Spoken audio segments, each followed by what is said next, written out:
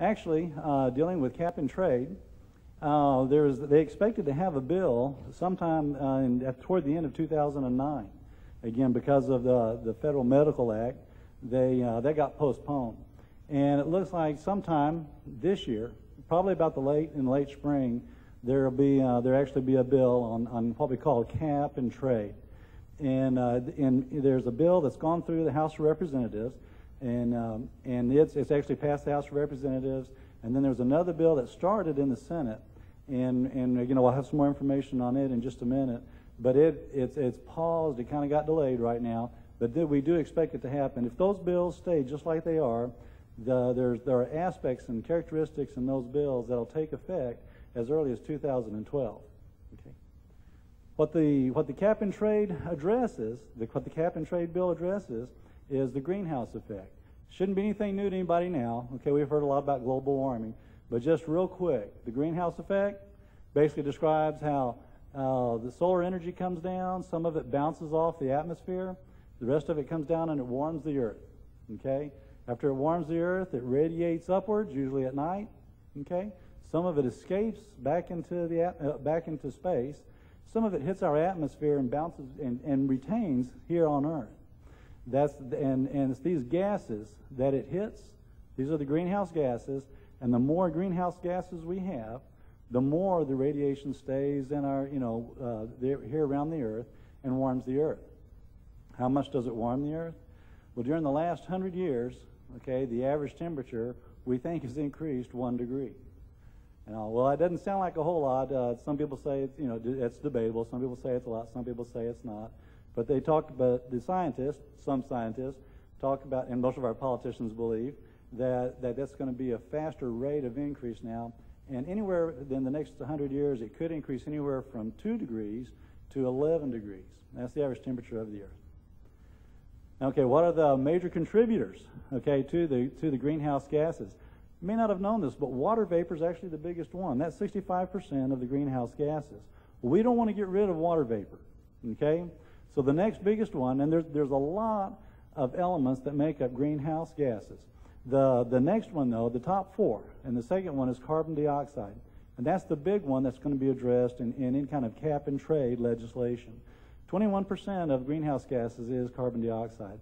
Then methane, and carbon dioxide that's produced, by your cars, your transportation, by a lot of how we actually produce electricity. Let's see. Then you have methane, and that's from farming and ranching. And then ozone is a byproduct of a lot of industrial products.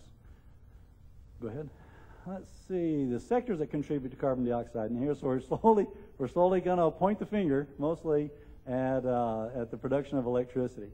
But when you get to so we're going to look at the cap and trade is going to mainly address carbon dioxide. It will address other gases, but carbon dioxide is the best. Let's say the best one. It's the most abundant greenhouse gas, and it's the one that we can have the biggest effect on. Carbon dioxide, CO2, same thing. Okay. So the contributor, actually, liquid fuels is about 36%, solid fuels about 35%. Then you have gaseous fuels is 20%, and other is about 9% of what contributes to global warming, the gases that contribute to global warming. Now, you'll find some different figures from different sources, but again, the two biggest are going to be liquid fuels, that's your petroleum products, and so any kind of cap and trade is going to hit 2 places really quick. It's going to hit the cost of gasoline, it's going to hit the cost of electricity. Cost of electricity mainly is going to get hit because of solid fuels, and that solid fuel mainly is coal. So whenever you have a coal generator, okay, or a generator that's run by coal and produces electricity, and the majority of our electricity in the nation is produced that way, the majority of electricity actually in middle America is produced that way. You'll have on the east and west, you have a lot of hydropower, but in the middle, you will have a lot that are produced by gas generators. And remember, the gaseous fuels, okay, produces carbon dioxide, but not quite as much as our solid fuels. So again, that's what we're looking at. Okay, the goals. Remember, I mentioned the 2 bills, okay? And real quick, there's the Waxman-Markey bill out of the House of Representatives. And here are the cuts, and these cuts deal with lowering the carbon dioxide emissions from the 2005 levels. So they take the 2005 levels, and you can see both of them, the Waxman-Markey bill in the House of Representatives and the Kerry-Boxer bill in the Senate, are really close to the same thing. Okay, it wouldn't take much to get those two bills together. The big difference is going to be what we do with the rest of the bill. And this is the cuts side of the cap and trade. Cap or cuts are the goals to reduce the total carbon dioxide production here in the United States. Henry Waxman is from California, representative from California. Markey is from Massachusetts, representative from Massachusetts. John Kerry, a senator from Massachusetts. Barbara Boxer, senator from California. So if you like cap and trade, you have California, Massachusetts to thank. If you don't like it, it's Massachusetts, California's fault. Okay, now we can go on. I'm going to give credit or blame just whoever it belongs. You pick. Keep going. Okay.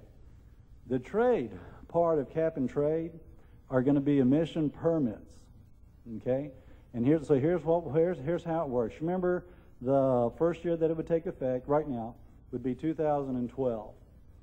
Well, and it reduces 3%. So we take the 2005 level of carbon dioxide or CO2 production, and we reduce it by 3. So we say, okay, the allowable carbon dioxide production in 2012 will be 97% of what it was in 2005. Okay? Of that amount, the government says we can do 85%. We're going to give 85% credits to those who are producing. Okay, and some of them are going to go to the industrial side. Some of them will go to utilities like Steele Waseca. Some of them will go to utilities like Great River Energy, and it goes to them in different proportions. And altogether, it's going to amount to 85% of whatever's allowable during that year.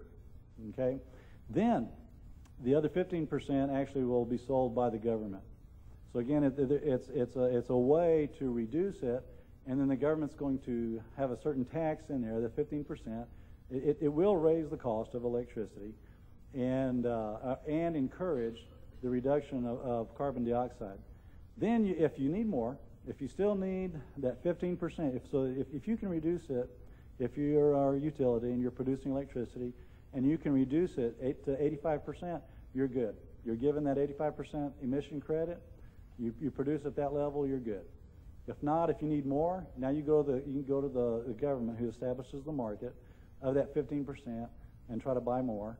Or you find someone who didn't use their 85% and you buy that emission credit.